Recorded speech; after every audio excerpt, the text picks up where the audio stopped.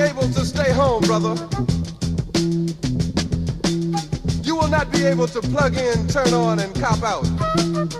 You will not be able to lose yourself on Skag and skip out for beer during commercials because the revolution will not be televised.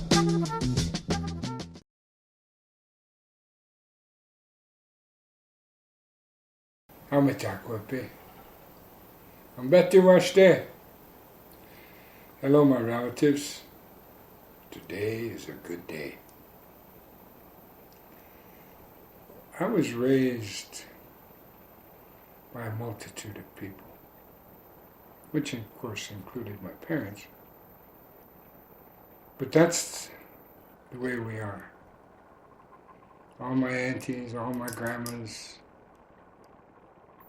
You know, in our way, the sisters of your mothers are your mothers.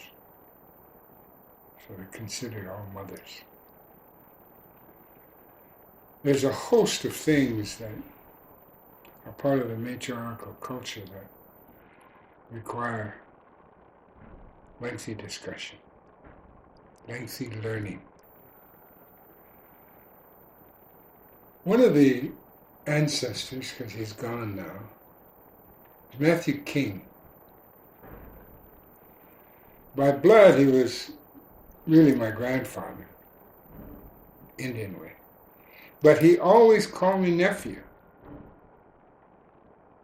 At any rate, we're related to Joaquin Luzon, Fastlander.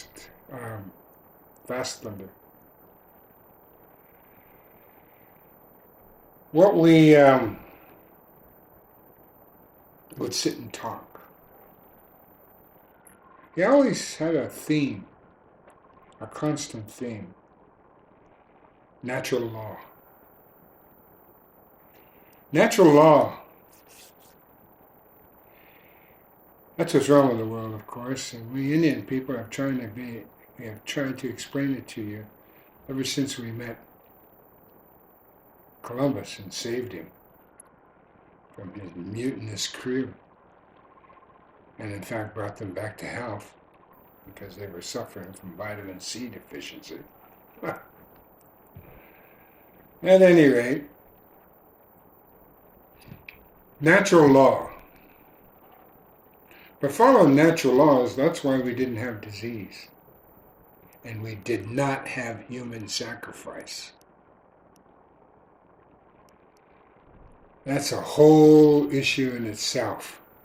But believe me, because it was explained to me not only by a Spaniard, and a very wealthy Spaniard and a landed Spaniard in Spain, but it was also explained to me by an Aztec man. And at a ceremony I went to with an Aztec medicine woman down in Mexico. Be that as it may, let's get back to natural law. Natural law is 2012. The end of the Mayan calendar, so-called. Now that's another story I'll get to one of these days. But, as I'm going to get back to natural law. I'm watching America. I watch Free Speech TV. I watch MSNBC. And every once in a while, when I have an empty stomach, I watch Fox. The Fox networks. Oh, Looney Tunes, you know. I mean, any minute I expect was it Burr Rabbit? Oh no, Bugs Bunny come popping out. And I watch a host of other CNN, you know, just to keep my finger on the pulse of America. So I watch the right, I watch the alleged left, I watch the alleged liberals, and I root for libertarians, but it's not natural law. I watched when Glenn Beck had his Lincoln Memorial Day, and then the alleged liberals and leftists and Democrats have their day, One Nation. I watched some of it because I participated in the Million More March with Farrakhan and Jesse Jackson and all those hosts of people that were there speaking. So I've been around, politically speaking.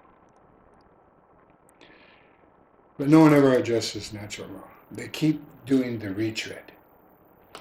Now, I don't know what happened to history, his story, but what gets me about history, and I admit I took an interest in high school, and in fact, one time I wanted to be a high school history teacher. That's what I went to college for. But as soon as I got to college, I realized, hey, this country's all about money. So I became an accountant and a computer programmer. Oh well. And I found out. But natural law. So my lecturer, Matthew King, he would, when I'd go visit him, or he'd come visit me at my home when I used to live on the hill, we'd talk, and he would talk, really. I'd sit and listen. And he'd talk about natural law. He never talked about matriarchy per se, because you didn't have to. We lived it. That was the beauty of that. But you see, everyone going through the same, no one talking about, let's throw the bums out. No one's talking about third-party politics. No one's talking about the need to get rid of the Democrats and Republicans and to demand, we should never re-elect anyone. Part of the Continental Congresses, or whatever they were called, those first Congresses, when they were forming the United States of America, it was put forth that every citizen should spend 2 years running the country. Just for 2 years, and then you go home. In other words, like you're drafted into being a government worker. And that's participatory democracy. I wish they would have done that. It would have been perverted anyway, but by the patriarchs. But the point is, what I'm trying to make here, is after 2 elections, they get the point. Do not re-elect anyone. Anyone. They get the point. The corporations would be rendered somewhat impotent. Because the graft and corruption, which is now called campaign funds, all that graft and corruption, all that bribery, call it what it is, it's bribery. You have a country run by bribes from the corporations that have more rights than you. What are you talking about? No one's talking about the real things, man. The deprivation of your rights. The fact that America is one huge Indian reservation now, and you're all Indians. Because you have no rights. The Constitution has been raped. Raped. And if you don't think the Supreme Court is some kind of higher institution, it's the lowest institution. They gave a piece of paper more rights than you have. A piece of paper I'm talking about is corporations. At any rate, it's unconscionable that you Americans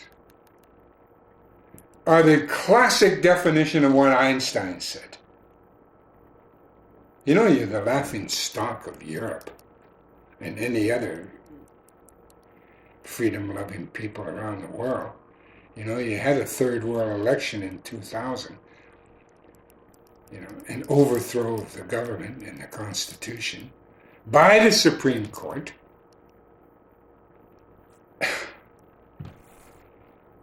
Everything is up for discussion here, in detail. But no one does it. Bush was unconstitutionally selected. All right? Flat out. The wars are all unconstitutional. Only Congress can declare war. And in the 20th century, they only declared 4 wars. So now, you have the president, the king, by another name, declaring wars. And it's his henchmen behind him that tell him what to do, because he's nothing more than a puppet, you know. It's, remember I mentioned about history? Just read a little. Just go back to your high school reading assignments. Read about the Roman Empire, the English Empire, the Soviet Union, the Egyptians, the Mesopotamians, the Austrians, Kublai Khan, the Ming Dynasty. Read about them all. But those first few I mentioned, Rome, England, Soviet Union, they make the same mistakes. All of these dynasties making the same mistakes over and over and over again. And what does America do? What does America do? What Einstein said is you keep trying something, the same thing, over and over again, expecting different results. And it only gets worse.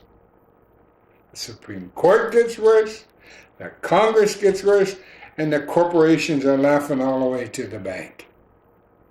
You allow your freedoms to be shoved up out of sight. You know? It's disgusting in one sense. It's laughable in another.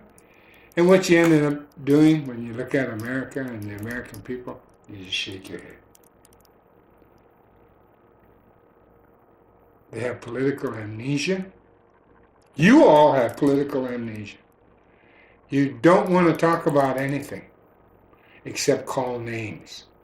You know, that's the Republican Party, is a name caller. That's all we do is call people names, man. The Democrats, they're like a brick wall. Yeah. No brains.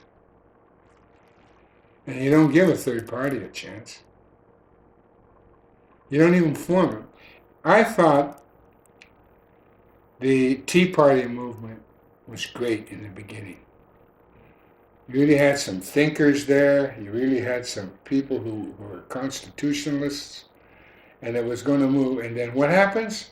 The powers that be, man, whomever you think it is, pushed in the crazies. And that's what they did to the Tea Party movement. They made the crazies get out there. And so what started out as a constitutional movement ended up the Tea Party, a party. So folks, now you understand a little bit better why we have the Republic of Lakota. And we in the Republic of Lakota are approaching the international community. It's a step-by-step process. And that's what I love about being free, because I'm free to do anything I want. I'm with the Republic of Lakota. Doksha Ake.